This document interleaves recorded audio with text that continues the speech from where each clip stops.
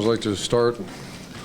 I always tell our players not to not appreciate things and like victory meal and those type of things. And I always tell them not appreciate that stadium and our fans. So once again, incredible turnout, incredible noise when we needed it. So I'd like to thank Buckeye Nation. Then also I realized I just heard some stats that the second half where they only had the ball 7 minutes or something like that. Correct.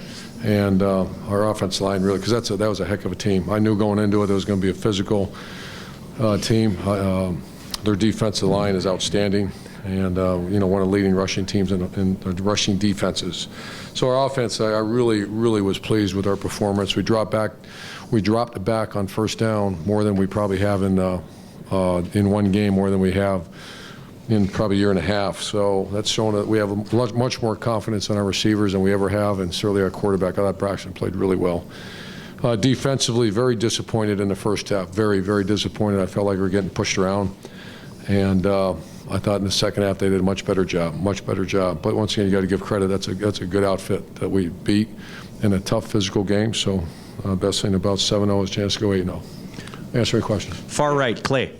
Coach, congrats. You had 2 rushing TDs today. Can you talk about the run by Hyde where he gets rocked, gathers himself? I kind of saw it. And then also if you would, the Roby hit, which our guys are calling more incidental than targeting. What was your take? I thought it was below.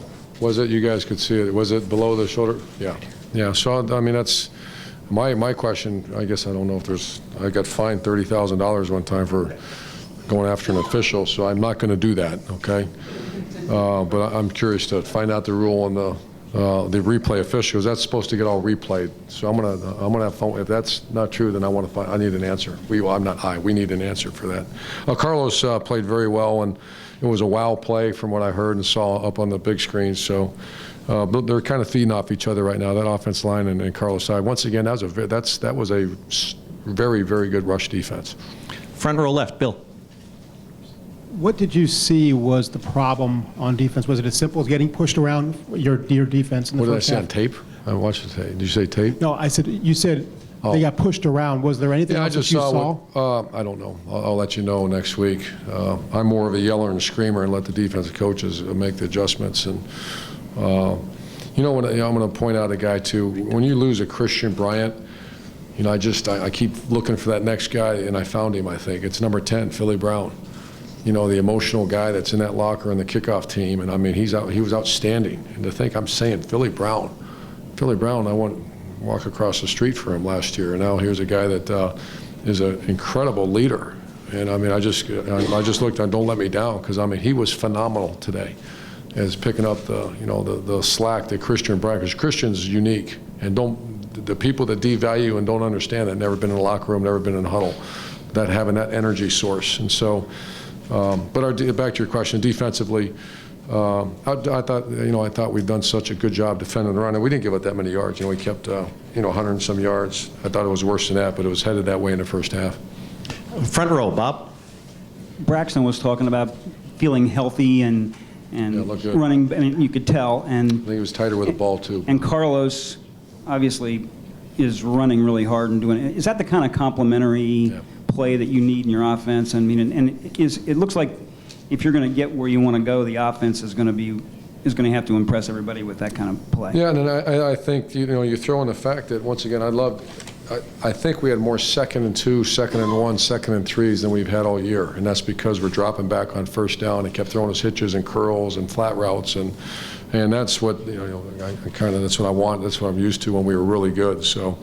Right now we're very balanced. I'd expect our rushing offense to be like that, but I'm even more impressed. 22 of 27, no turnovers in the pass game, and a lot of that was on first down. And you think about a couple misfires, and very, very good production throwing the ball. Front row middle, Bill. Urban, the big play they hit, were you how distressed were you that the pursuit couldn't get to the big guy there? I'm very concerned. I mean, these 40 times when we're recruiting, I'm going to find out who's giving us these 40 times. No, I didn't really see the play. I was working on offense, and I looked up, and I guess. Front row right, and Sonny. not get caught. Coach, you mentioned 22 of 27, Braxton's efficiency throwing the ball, but he had a lot of time. Your offensive line did a superb job in protection. Would you talk about that, please? Yeah, we called all 5 of the guys up. I think Taylor Decker's coming of age. You know, I think I feel good about him. I feel good about the line, and you know, that's where winning football, certainly offensive football, starts. And they're my favorite players on the team. You know, those 5 guys. That's where you start. Back row left, Austin. Urban, on Wednesday, Braxton said that the last couple games he hadn't felt like his old self. Had you noticed any limited ability with him physically and compared to what he did today?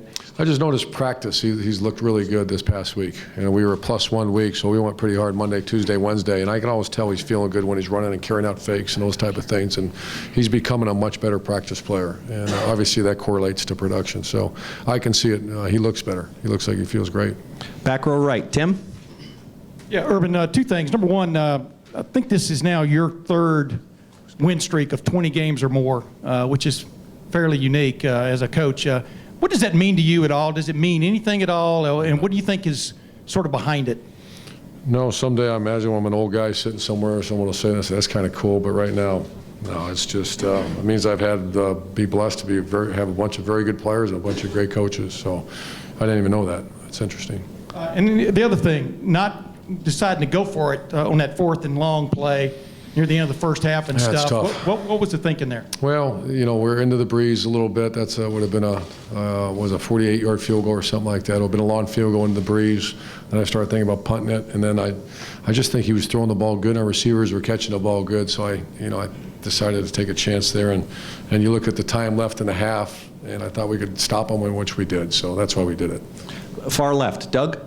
Urban, you had talked about having Dontre Wilson be more than just a novelty. He was out there a little more, you know, we didn't have a game-breaking play or anything, but just when you have guys like that in the game, does it help open anything else up? Does it help Certainly does. Jordan Hall and that kind of stuff? Yeah, well, certainly number 1 does, because when he goes in, the tendency, you know, that's what we do in the bye week too, is you do that tendency statistical analysis, and it was very heavy that he's involved. And a lot of them were read plays where he could have thrown it to Dontre or handing the ball off. So we're going to get him more and more active, because he's working hard after the way we coach. You know, that he knows that he's not going to play much unless he learns to be a full-time player. 2 more questions. Far right, Jared. General question. We're getting to that point of the year where teams start to fall away. Teams deal with losses, teams deal with injuries and all that stuff. How much do you preach to your players appreciating the accomplishment of just a basic win because it gets you one step closer to where you want to go? How much do you emphasize that to them, considering what all goes on? I try to stay away from that. I want our focus to be on, one step closer to where we want to go. Where we want to go is to beat Penn State next week, and so our focus on that. And that's I wish I had had our guys living on a desert island with us, because I don't want to hear anything else about other than let's go get ready to go win number 8. And that's twice now we came back from being behind, after all season. So, something I want to make sure there's no noise in the system, because for some reason we're not starting as fast as we used to. And so I'm going to address that real hard tomorrow, and then on Monday or Tuesday in practice, because we have to go, because someday it's not going to turn out that way. So I want to focus on what's important. Last question, Todd. Urban, you leave here feeling what? I mean, you express some. You leave here this game feeling what? You express some concern about the defense. Oh yeah. No. I leave here. I'll do that tomorrow. No, I'm going to go. I've learned a lesson in my life. I'm going to enjoy this win. I feel outstanding. I'm going to go hug my players, hug my family, and go to work tomorrow. But tonight, I'm not worried about any defense. I'm going to enjoy this win. All right? Thanks. See you.